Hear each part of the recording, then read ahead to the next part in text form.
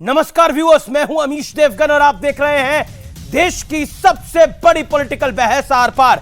दिल्ली पर अधिकार वाली तकरार अब संसद के द्वार पर पहुंच गई है। यह बिल लोकसभा में पेश हो चुका है, यानी विपक्ष के नए नवेले गठबंधन के लिए यह पहला फ्लोर टेस्ट मान लीजिए।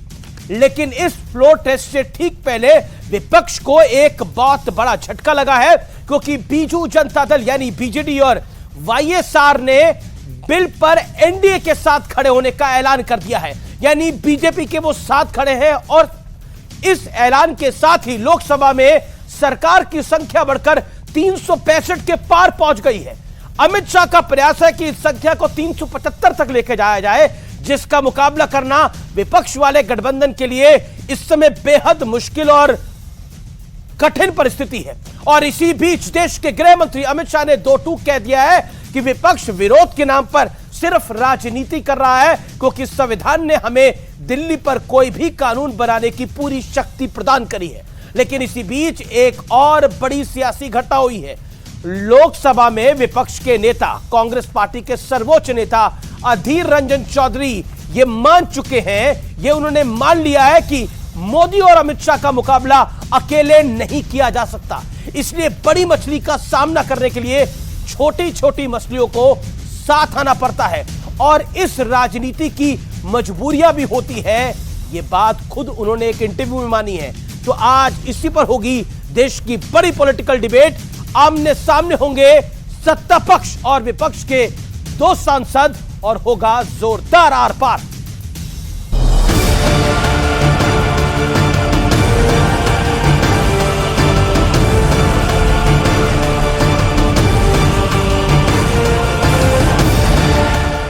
दिल्ली सर्विसेज बिल पे ऑपोजिशन कह रहा है they will participate in the debate and discussion. It is most welcome step and भगवान ने उनको सद्बुद्धि दिया है, मुझे बहुत संतोष है। ये बिल दिल्ली के स्टेटहुड का अपमान है, दिल्ली की जनता का अपमान है। देखिए, विपक्ष के माननीय सांसद सदन में भाग लेने के लिए नहीं आ रहे, चर्चा में भाग लेने के लिए नहीं आ रहे, चर्चा से भाग रहे हैं। एक तो हुआ आप बुलडोजर बाबा देखे, मैंने कहीं बुलडोजर मामा देखे, अभी तो यहाँ बुलडोजर सरकार देख रहे हैं। They are not letting the parliament run at all. It's very disgusting.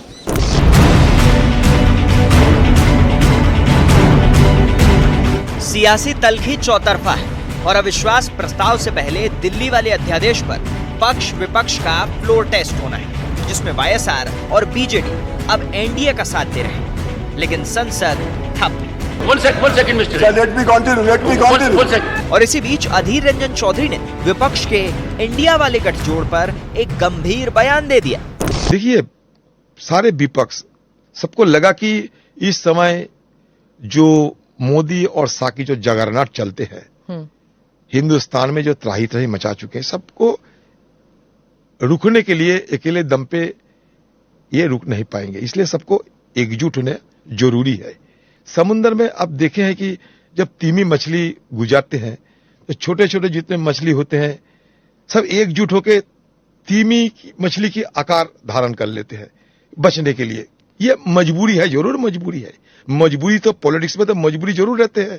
तो सवाल है कि क्या इस मजबूरी वाले साथ के दम पर विपक्ष मोदी को 2024 में मात दे पाएगा? आज इसी पर होगी देश की सबसे बड़ी बहस।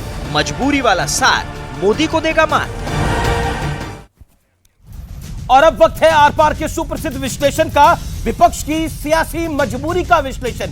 कितना मजबूर है विपक्ष, उसकी मजबूरी देखिए। कांग्रेस की मजबूरी, सियासी ताकत में धरातल पर पहुंच चुकी है कांग्रेस पार्टी।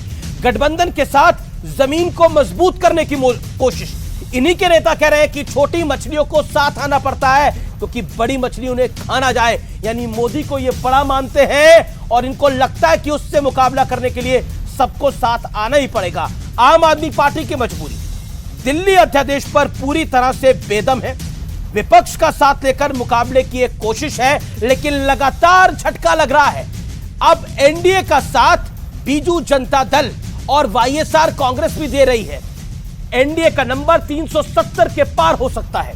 नीतीश कुमार की मजबूरी, बिहार की सियासत में गिने चुने दिन बाकी हैं। आरजेडी इनकी पार्टी को स्वयं निपटा रही है और यह बात भली भांति जानते हैं। इसलिए दिल्ली में सियासी जमीन तलाशने की कोशिश है कि एक बड़ा रोल दिल्ली में मिल जाए विपक्ष के खेमे में कि हमारा शटर डाउन ना हो।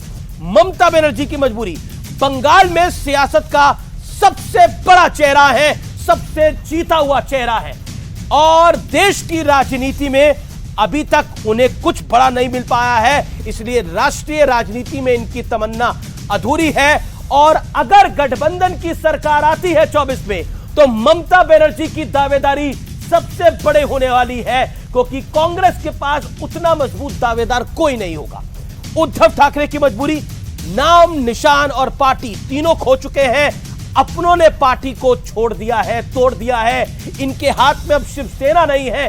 जो बाला साहब ठाकरे की हनक थी, जो बाला साहब ठाकरे का रसूख था, वो रसूख उद्धव ठाकरे का नहीं है और परिवारवाद के तंत्र में फंसकर उद्धव ठाकरे की पार्टी की भी लुटिया डूबी है।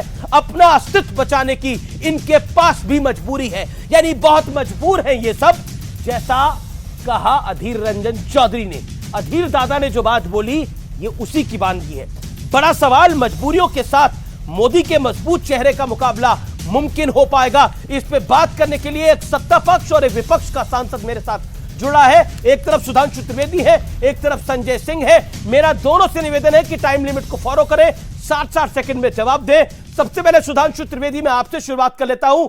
ये जो मजबूरी है, क्या ये आपके लिए दिक्कत ना पैदा कर दे? क्योंकि अधीर रंजन चौधरी ने बोला मजबूरी तो है लेकिन मुकाबला है नहीं तो कैसे कर पाएंगे?